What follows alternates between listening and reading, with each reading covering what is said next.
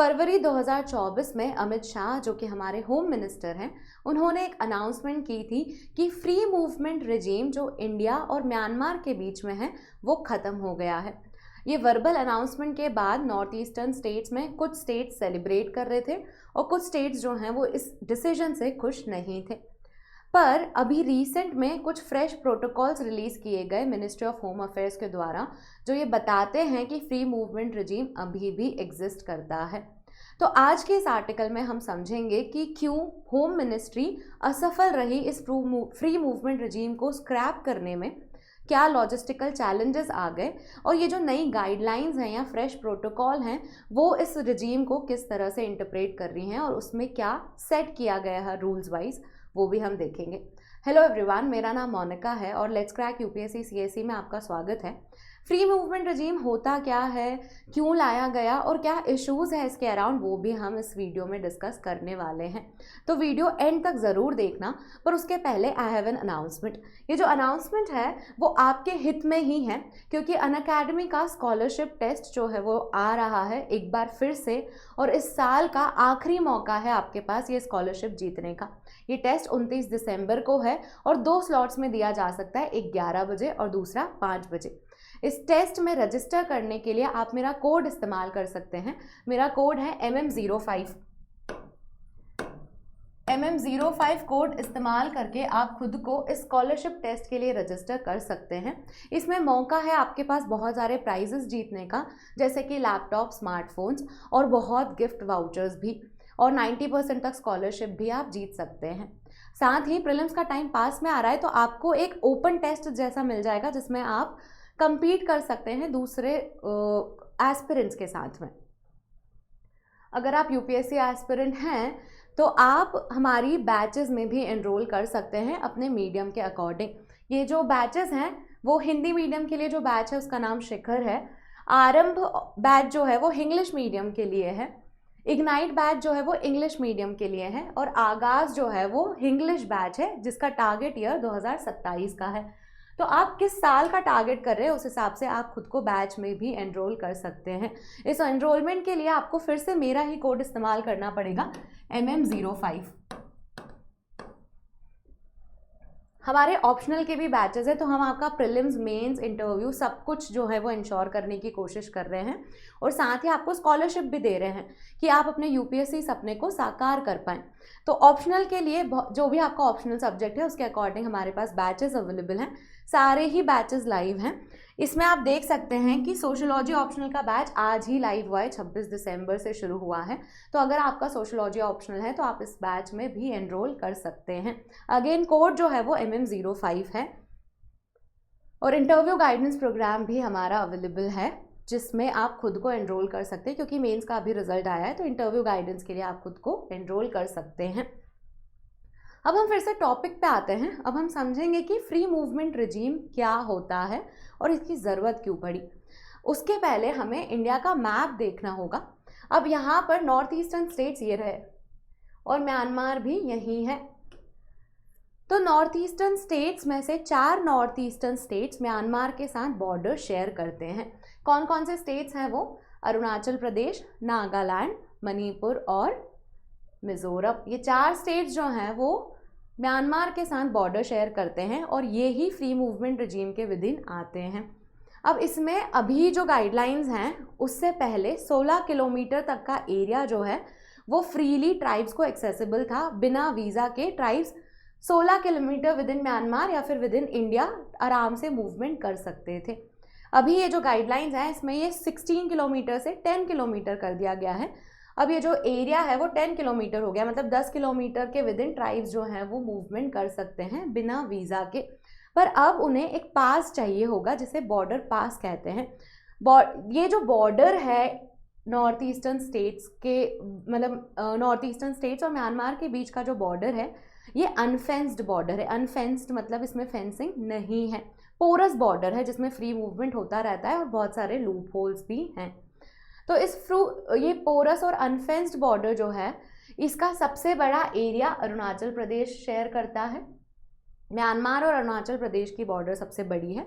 उसके बाद मिज़ोरम है, उसके बाद मणिपुर है और फिर नागालैंड है। और ये बॉर्डर मिला के 1643 किलोमीटर्स का एरिया बनता है।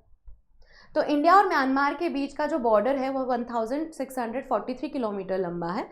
इस बॉर्डर में सबसे बड़ा शहर किसका है? अरुणाचल प्रदेश का, फिर मिजोरम का, फिर मणिपुर का और फिर नागालैंड का। ये बॉर्डर अनफेंस्ड है और पोरस बॉर्डर है और फ्री मूवमेंट रजीम के अंतर्गत इस बॉर्डर के आसपास का पहले 16 किलोमीटर का एरिया जो है वो ट्राइब्स को एक्सेसिबल था। अब ये एरिया रिड्यूस करके 10 किलोमीटर कर दिया गया है। होपफुली आपको समझ में आ रहा होगा कि फ्री मूवमेंट रजीम है क्या। नॉर्थ ईस्टर्न स्टेट्स का आप और पास से देख सकते हैं। यहाँ पे ये जो रेड लाइन है ये बॉर्डर का शेयर दिखा रहा है और इसमें 4 स्टेट जो है वो इन्वॉल्व हैं। अब हम आगे बढ़ रहे हैं। फ्री मूवमेंट रजीम का फॉर्मल डेफिनेशन क्या होता है वो देख लेते हैं। एक बायलैटरल अग्रीमेंट है। बायलैटरल मतलब इसमें 2 पार्टीज इन्वॉल्व हैं। 2 पार्टीज कौन सी हैं? एक इंडिया है और दूसरा म्यांमार है और इन दोनों के बीच का अग्रीमेंट है ये। इसको फॉर्मलाइज बहुत ही रिसेंटली किया गया है 2018 में। पर इसका मतलब ये नहीं है कि ये रजीम या अग्रीमेंट बहुत नया है, ये बहुत पुराना है। 1968 में इसका एरिया 640 किलोमीटर फिक्स कर दिया था, पर उसके पहले कुछ सोर्सेज में 1950 से ही इसकी शुरुआत बताई गई है। कुछ सोर्सेज में इसकी शुरुआत 1968 में बताई गई है, जिसमें 1968 में ये रीजन कितना था? 40 किलोमीटर। फिर 2004 में इसको 16 किलोमीटर कर दिया। ये किलोमीटर्स में मैं क्या बता रही हूँ, ये मूवमेंट है कि म्यांमार इंडिया की जो बॉर्डर है उसे 40 किलोमीटर तक आप वीज़ा फ्री ट्रैवल कर सकते थे 2004 के पहले तक। 2004 में ये रिवाइज करके 16 किलोमीटर कर दिया और अब ये कितना कर दिया है? 10 किलोमीटर। ये जो फ्रेश प्रोटोकॉल्स है उसमें ये कितना कर दिया है? 10 किलोमीटर। तो होपफुली आपको क्रोनोलॉजी समझ में आ रही होगी। तो फ्री मूवमेंट रजीम को फॉर्मलाइज 2018 में किया गया था under India's act east policy. इस पॉलिसी के अंतर्गत इसको फॉर्मलाइज किया था, पर ये बहुत पहले से ही अरेंजमेंट एग्जिस्ट किया करता था। अब ये अरेंजमेंट लाए क्यों थे? ये अरेंजमेंट लाने के पीछे रीज़न जो है वो बहुत ही सिंपल है। जैसे हर रीज़न हमारा ब्रिटिशर्स से जुड़ा होता है।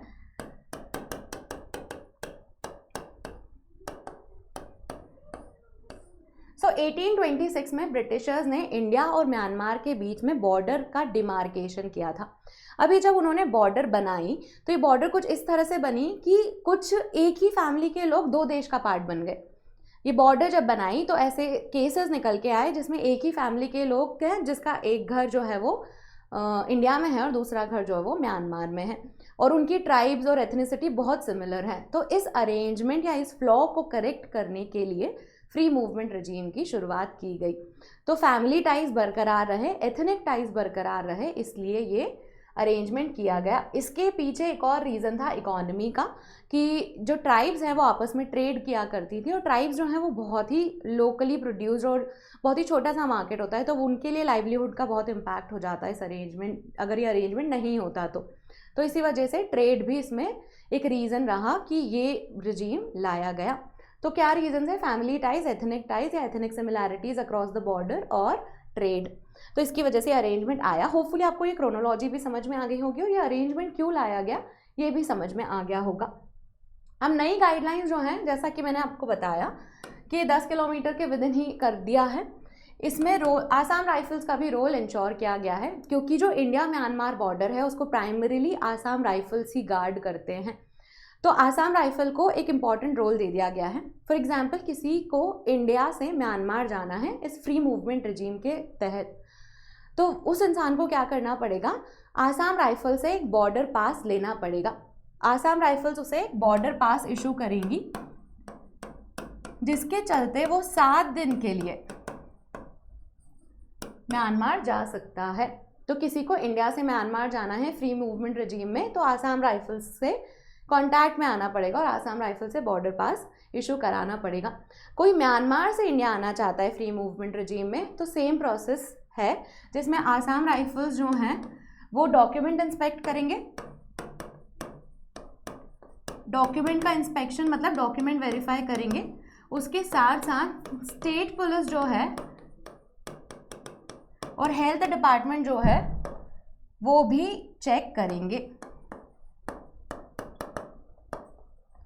जिस स्टेट में मूवमेंट हो रहा है उसका स्टेट पुलिस भी इन्वॉल्व होगा और हेल्थ डिपार्टमेंट भी इन्वॉल्व होगा अगर कोई इंसान म्यांमार से आ रहा है तो इस तरह का चीज़ जो है वो नए गाइडलाइंस में मेंशन की गई हैं ताकि बॉर्डर पे सिक्योरिटी और स्ट्रॉन्ग हो जाए। उसके साथ ही एक पोर्टल का भी मेंशन किया गया है कि इंडो म्यांमार बॉर्डर पोर्टल जो है उसमें जितने भी इंसान ये मूवमेंट कर रहे हैं उनकी इन्फॉर्मेशन, उनका फोटोग्राफ, उनकी बायोमेट्रिक डिटेल्स अपलोड होंगी। तो ये गाइडलाइंस हैं ताकि ये जो फ्री मूवमेंट है वो रिस्ट्रिक्ट किया जाए। इंडिया के इंटेंशन जो है वो इसको स्क्रैप करने के थे, पर मिनिस्ट्री ऑफ होम अफेयर्स इसके लिए लीगल अथॉरिटी नहीं है। मिनिस्ट्री ऑफ एक्सटर्नल अफेयर्स को नोटिफाई करना था, पर मिनिस्ट्री ऑफ एक्सटर्नल अफेयर्स का कोई भी नोटिफिकेशन नहीं आने की वजह से फ्रेश प्रोटोकॉल्स इस तरह के आए। तो अभी क्या सिचुएशन है कि फ्री मूवमेंट रिजीम एग्जिस्ट करता है, पर ये स्ट्रिक्ट कर दिया गया है। जो वर्बल इंफॉर्मेशन कन्वे की गई थी, जो वर्बल अनाउंसमेंट किया गया था फ्री मूवमेंट रिजीम को स्क्रैप करने का, वो एक्चुअल में फॉर्मल अग्रीमेंट में नहीं कन्वर्ट हो पाया, जिसकी वजह से ये फ्रेश प्रोटोकॉल्स आए हैं। अब हमारे जो इंटेंशन है वो इसे स्क्रैप करने के क्यों थे, इसे हटाने के क्यों थे या हैं अभी भी, उसके रीजंस यहाँ पे लिस्टेड हैं। सबसे पहला तो इंटरनल सिक्योरिटी का रीज़न है, क्योंकि हमारी अनफेंस्ड और पोरस बॉर्डर है, जिसकी वजह से वहाँ से ड्रग ट्रैफिकिंग होती है, इलीगल माइग्रेंट्स जो हैं वो आ जाते हैं। यहाँ पे सिक्योरिटी का चैलेंज हो जाता है ह्यूमन ट्रैफिकिंग के लिए, या फिर वहाँ से चीज़ें स्मगल करने के लिए भी इस रूट का इस्तेमाल किया जा रहा था, जिसकी वजह से हमें स्ट्रिक्टनेस लानी पड़ी या हमें लानी चाहिए। सॉरी।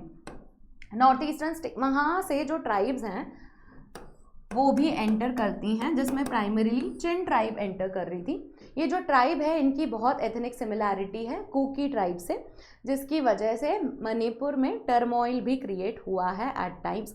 सो मणिपुर जो स्टेट है उसमें दो ट्राइब्स प्राइमरीली हैं जिनका कन्फ्लिक्ट चल रहा है,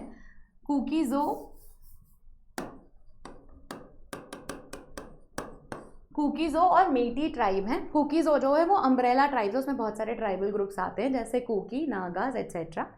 तो मणिपुर में मेटीज़ जो हैं वो इस फ्री मूवमेंट रिजीम से खुश नहीं हैं, क्योंकि उनका मानना है कि जो चिन ट्राइब हैं वो बहुत ज़्यादा एथनिकली सिमिलर है कुकीज़ो से, और जिसकी वजह से मेटीज़ का डेमोग्राफी ऑल्टर हो रहा है मणिपुर में। तो वो इस मूवमेंट से खुश नहीं है, वो चाहते हैं कि फ्री मूवमेंट रिजीम जो है वो बंद हो जाए। On the other hand Nagaland और मिज़ोरम में वो लोग चाहते हैं कि ये फ्री मूवमेंट रिजीम बना रहे, क्योंकि इनकी एथनिक सिमिलैरिटीज़ और फैमिली टाइज हैं अक्रॉस द बॉर्डर। तो इस वजह से ये स्टेट्स अपोज करते हैं scrapping of free movement regime. Hopefully आपको समझ में आया होगा कि हमारे यहाँ पे सिक्योरिटी चैलेंजेस हैं। सिक्योरिटी चैलेंजेस में ड्रग ट्रैफिकिंग, ह्यूमन ट्रैफिकिंग के लिए ये रूट इस्तेमाल हो रहा है। इनफैक्ट इंसर्जेंसी क्रिएट करने के लिए नॉर्थ ईस्ट में भी ये रूट इस्तेमाल हो रहा है। तो जिस वजह से हम बंद करना चाह रहे हैं इसे, और डेमोग्राफी ऑल्टर करने का भी रीज़न है। On the other hand Nagaland और मिज़ोरम के जो लोग हैं वो चाहते हैं कि फ्री मूवमेंट रिजीम बना रहे, क्योंकि एथनिक टाइज और फैमिली टाइज सिक्योर करना भी बहुत ज़रूरी है। तो ये जो है वो पूरा डिबेट है इसके अराउंड। होपफुली आपको इन्फॉर्मेशन पसंद आया होगा। अगर ऐसा है तो आप हमें कमेंट सेक्शन में बता सकते हैं और इस वीडियो को लाइक और शेयर कर सकते हैं। आपके कोई और ओपिनियन है, कोई और व्यू पॉइंट है तो वो भी आप कमेंट में मेंशन कर सकते हैं। Thank you.